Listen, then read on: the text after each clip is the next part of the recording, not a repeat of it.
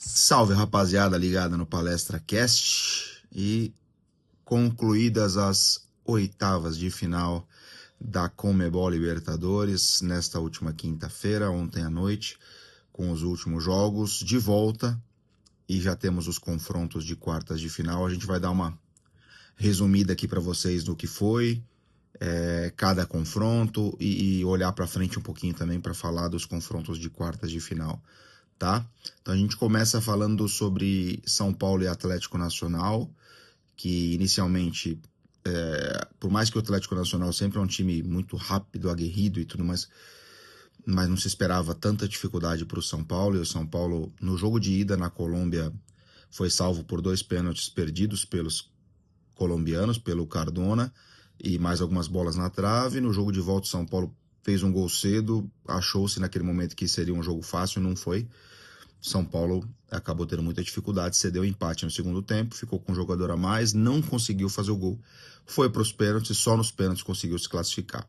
Classificado para as oitavas de final, que vai pegar o LDU, a LDU de Quito, da altitude, que eliminou o Botafogo bem frustrante nessas oitavas de final, montou um time para o segundo semestre, não conseguiu fazer uma diferença em casa no jogo de ida que suportasse o jogo de volta. No jogo de volta teve poucas chances, um time ali ainda que o David Ancelotti ainda não está acertando a escalação, não achou o time ideal ainda, e nesse de não achar o time ideal não conseguiu sair. Então, Botafogo, o atual campeão da Libertadores, está fora nas oitavas de final. São Paulo e LDU, primeiro confronto. Par de baixo desse lado da tabela, River e Libertad, 2 empates em 0-0 no Paraguai. O River Plate saiu na frente no jogo do Monumental de Nunes, 90 mil pessoas, estádio bombando, levou um empate, perdeu um jogador, o Galopo, expulso no segundo tempo, e não conseguiu, e assim, se segurou, na verdade, até porque o Libertad perdeu, empilhou chances ali no final do jogo, poderia ter vencido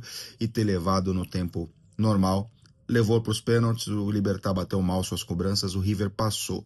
Vai pegar o Palmeiras, que foi entre o agregado, a maior diferença desses confrontos de oitavas de final, tinha feito um papel brilhante no jogo de ida contra o Universitário no Peru, 4-0. O jogo de volta foi um churrasco, um jogo feio de ver, cansativo, porque o Universitário até um pouco mais fechadinho, um pouco mais com brio, talvez tenha repercutido muito mal a derrota por 4-0 em casa na imprensa peruana. Eles vieram com uma outra postura, com um time um pouquinho mais fechado, brigando um pouco mais, impondo mais dificuldade contra um Palmeiras que já estava com a vida resolvida, não ia se expor e jogou bem mal, assim, jogou pro gasto, sabe, naquele monte de tanto faz ali, para lá e para cá. Acabou sendo um jogo patético, 0-0. Mas o Palmeiras, no agregado, foi muito superior ao Universitário. Chega com força nessas quartas de final para pegar o River Plate, né? Baita confronto, mais uma vez. Do outro lado da chave, o Vélez passou pelo Fortaleza em casa 2-0, um Fortaleza bem frágil, não conseguiu jogar bem no jogo de ida em casa 0-0. O Vélez, em poucos minutos no primeiro tempo, resolveu os 2-0, depois até sofreu um pouco, mas se sustentou dentro de casa ali. Um Fortaleza com uma temporada bem ruim, né? Vélez, nas quartas de final, vai pegar o Racing, o seu compatriota Racing, na minha visão, o melhor time argentino dessa temporada, que passou pelo Peñarol com muita emoção, né? Perdeu de 1-0 no jogo em Montevideo, no campeão desse siglo. Saiu na frente no jogo em casa, no cilindro, tomou o empate no segundo tempo ali, quando faltavam 10, 15 minutos, conseguiu a forceps, o seu gol que levaria para os pênaltis, e no último lance praticamente da partida ali. Não foi o último lance, porque depois ainda acabou tendo até uma falta para o Peñarol perigosa, mas ali bem no finalzinho dos acréscimos conseguiu ter o terceiro gol, que o classificou para as quartas de final, para pegar o Vélez.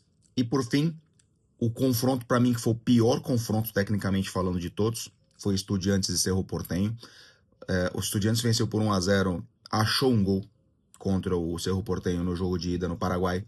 O jogo de volta até teve ali um pouco de quase que cedeu aqui e ali, mas o Cerro também é uma equipe muito fraca e o Estudiantes também não mostrou assim muitos predicados. Foi uma classificação bem culposa do Estudiantes para poder passar para essas quartas de final, para pegar o poderoso Flamengo, que venceu com autoridade na ida e na volta o Internacional, venceu por 1-0 no Maracanã, um jogo onde o Internacional fez o primeiro tempo ruim, no segundo tempo se acertou, mas manteve o resultado de 1-0.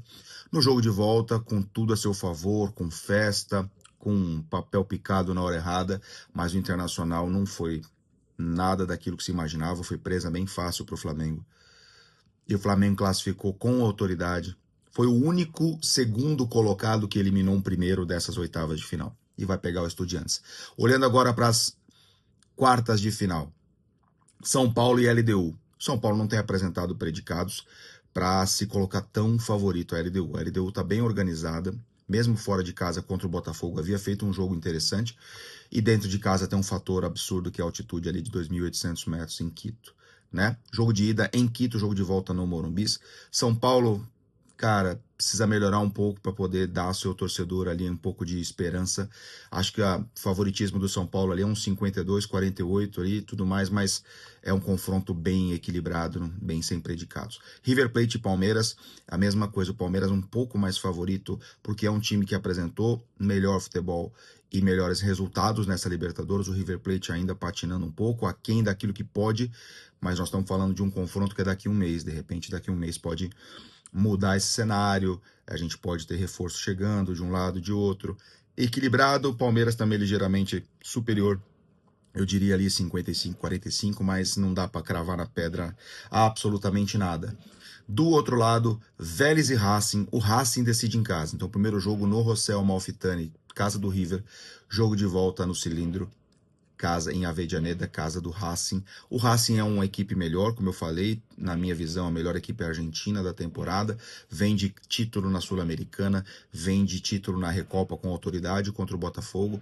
Foi primeiro do seu grupo na Libertadores, passou pelo Peñarol, que é um adversário difícil, e vai pegar o Racing, o Vélez. Eu acredito que o Racing tenha condições maiores de passar ali uns 60-40 contra o Vélez, ainda mais decidindo em casa. E por fim, Estudiantes e Flamengo.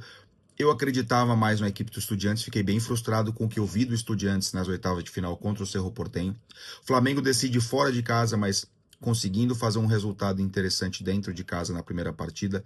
O Flamengo é experiente, é um time tarimbado, vai conseguir segurar esse resultado fora. Se não conseguir negociar uma vitória dentro de casa, no primeiro jogo, com o Estudiantes de repente se defendendo bem, pode vir a ter problemas no jogo de volta, mas eu acredito que o Flamengo também, 60-40, ele é favorito a passar para essa semifinal. E para você, quais são os favoritos a passarem? Passou quem você achava que ia passar para as quartas de final? E agora nas quartas para a semi? Quem você acha que passa? Quem você acha que já deu o que tinha que dar? Comenta aqui, passa para a gente a sua visão e a gente vai interagindo aqui sobre a Libertadores, tá? Confrontos na semana de 17 e 24 de setembro, depois da data FIFA, tá bom? Um abraço, gente. Boa sexta-feira para todo mundo.